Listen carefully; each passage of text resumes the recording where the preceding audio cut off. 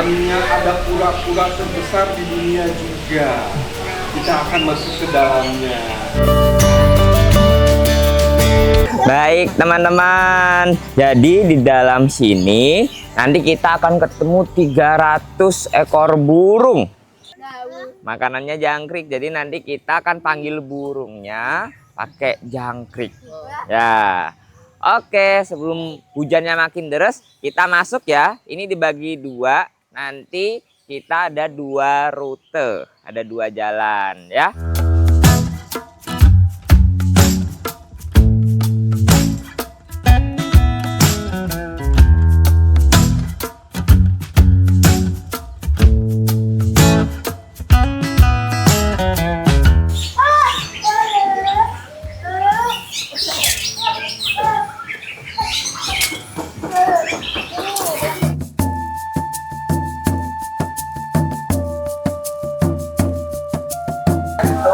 Ada ikan arwana ya, arwana tuh. Ini ikan arwana. Ada juga tuh ikan dewa. Ikan dewa yang itu. Iya, betul. Oh, ada ikan Oscar juga, ada ikan patin albino yang itu, ikan itu. Ya, tuh. Ini namanya jangkrik tuh. Ada ntar boleh kasih makan ya burungnya, nggak usah takut.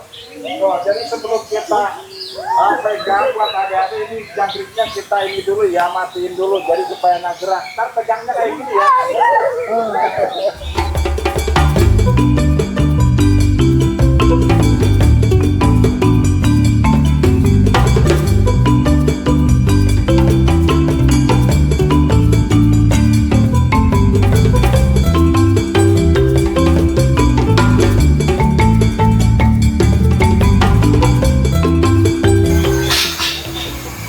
Oke teman-teman, sekarang kita berada di kandang kura-kura darat Aldabra. Kenapa mereka disebut Aldabra? Karena mereka memang berasal dari kepulauan Aldabra di Samudra India. Dan kenapa mereka bisa sebesar ini? Karena mereka memang kura-kura darat terbesar kedua di dunia.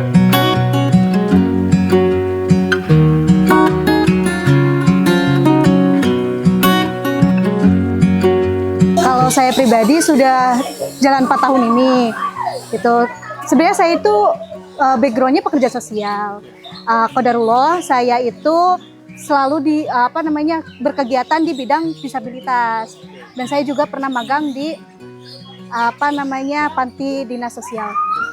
Di tunarungu.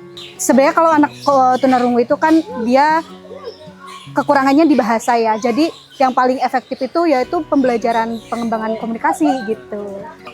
Sejauh ini kan harus komtal ya, komunikasi total. Ekspresi, gestur, dan juga verbal itu harus digunakan dalam pembelajaran. Kalau di kita itu kan ada namanya metode maternal reflektif atau MMR. Itu namanya percakapan dari hati ke hati. Jadi misalkan anak itu pernah mengalami kejadian, contoh aja seperti ini gitu. Anak-anak kita ajak ke The Hakims, terus mereka melihat dan mengeksplor, oh banyak binatang. Terus kita transportasi dari sekolah ke transportasi dari sekolah ke sini menggunakan apa gitu. Nanti mereka di sekolah mereka ulang, Bu saya lihat gitu ada burung atau ada ular apa. Nah kita buatkan itu kosakata, misalkan kosakata burung dan melihat gitu kan. Kita catat melihat itu seperti ini lihat ya, ada imbuhan melihat. Terus ada juga ular gitu kan, ini ular seperti ini sambil berkata ular gitu. Jadi itu Sesuatu yang dilihat akan diulang lagi. betul, itu namanya perdati, percakapan dari hati ke hati. Jadi apa yang dilihat oleh apa yang sudah terjadi sama anak-anak kita bahas di sekolah. Ya contohnya kita harus sering berkomunikasi ya, baik itu anaknya paham atau tidak itu belakangan, tapi sering-seringlah kita ajak komunikasi gitu kan. Terus selain itu kalau memang anak itu butuh interaksi sosial ya kita ajak gitu, misalkan mau mau ada kegiatan pramuka, ya kita jalan di sekitar lingkungan untuk mengenal.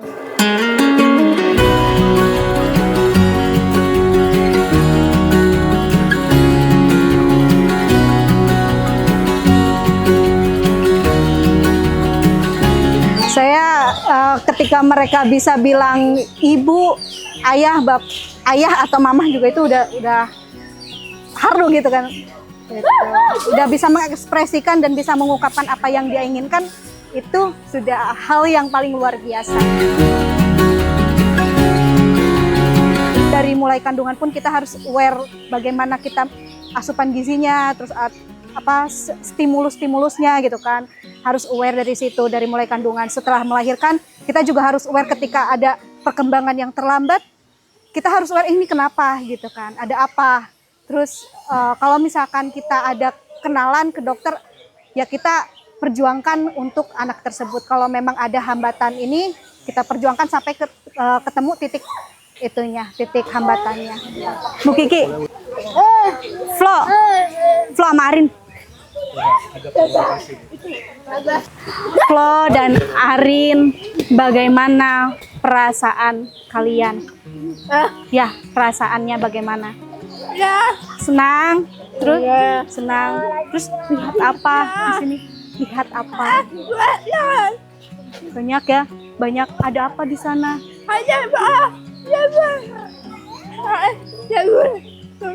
Jaguar, jagung, telur.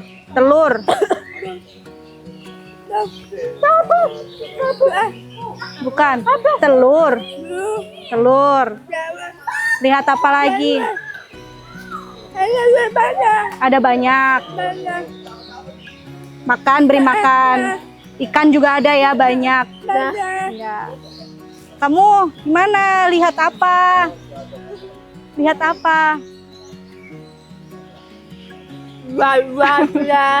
Ular banyak. Terus?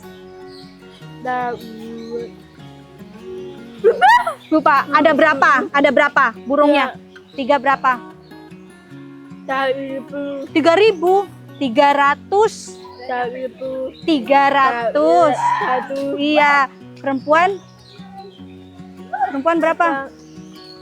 150. Ya, laki-laki juga sama. Terus tadi di sini apa yang jalan? Anak-anak duduk, lihat yang jalan. Lihat apa aja? Sapi. Apa? Domba.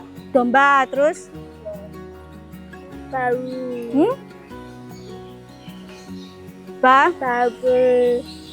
Kerbau. Terus apa lagi? Kuda. Ya. Apa yang paling suka? Hewan apa? Yang paling senang apa? Senyum. Apa yang paling suka?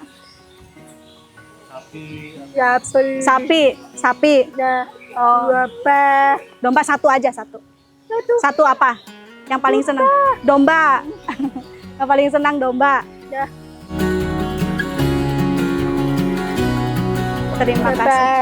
Terima kasih.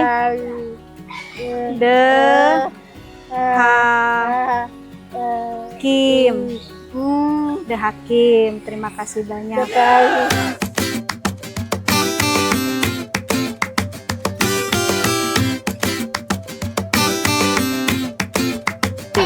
Yang ada tangan ininya ini. Ada tangan ininya. Alung-alung di Andy. Gini. Nah, gitu. Iya, Bang Adi.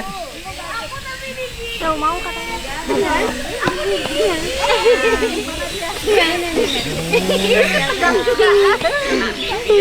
Nggak apa-apa.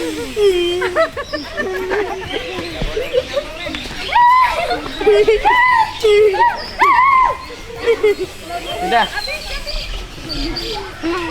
Kamu sini. Nih. Nggak apa-apa. Nih.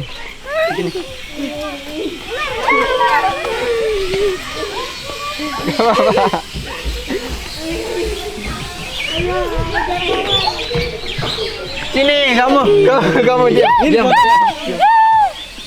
Udah belum? Ini dia. Diam. Nah. Gak apa-apa. Lihat ibu guru. Nah.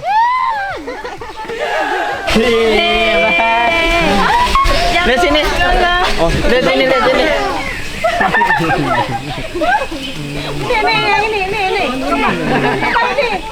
Udah coba ular belum? Udah.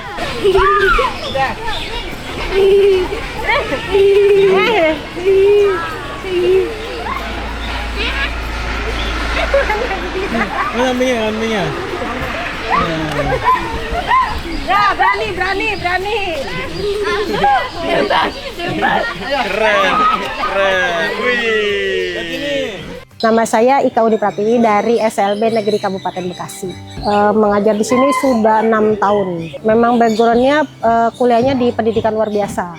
Tantangannya kalau dibilang tantangan memang banyak ya, tapi kan kita ya berusaha untuk memfasilitasi mereka belajar gitu kan. Salah satunya ya dari komunikasi gitu kan. Kalau tunarungu kan ada hambatan di bahasa gitu ya. Jadi bagaimana cara kita berkomunikasi dengan dia, memberikan pemahaman pembelajaran gitu. Salah satunya itu. Kalau bagi kita guru SLB itu perkembangan yang mungkin orang lain lihat itu kok kecil banget, tapi bagi kita itu yang luar biasa gitu. Contohnya yang mungkin yang tadinya belum bisa duduk dengan tenang, masih jalan-jalan kemana-mana, akhirnya bisa duduk. Yang mungkin awal masuk ke sekolah dia belum bisa nulis, belum bisa pegang pensil gitu. Setahun kemudian udah bisa, itu udah kemajuan yang sangat besar bagi kita gitu. Kalau yang tunarungu kayak baru masuk sekolah dia belum bisa ngomong apa-apa, pulang sekolah dia bisa manggil mama aja ke ibunya, itu udah kemajuan yang kita senang banget itu. Karena di SLB itu kan biasanya gurunya kurang gitu ya. Jadi kalau bagaimana caranya guru nggak boleh sakit, jadi guru harus masuk biar anak-anak ini bisa belajar gitu. Jadi biasanya kita itu didoain, Bu, sehat ya Bu gitu. Itu doa dan sering banget di sehat-sehat ya Bu. Kalau ngelihat gurunya udah kayak pilek-pilek dikit, Bu kan sehat ya, minum vitamin gitu, biasa kayak gitu.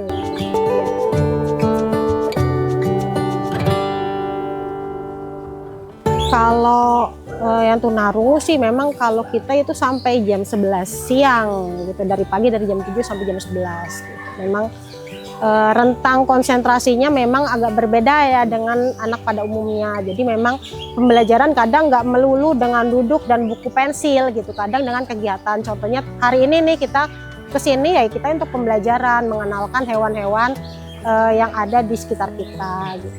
Contohnya.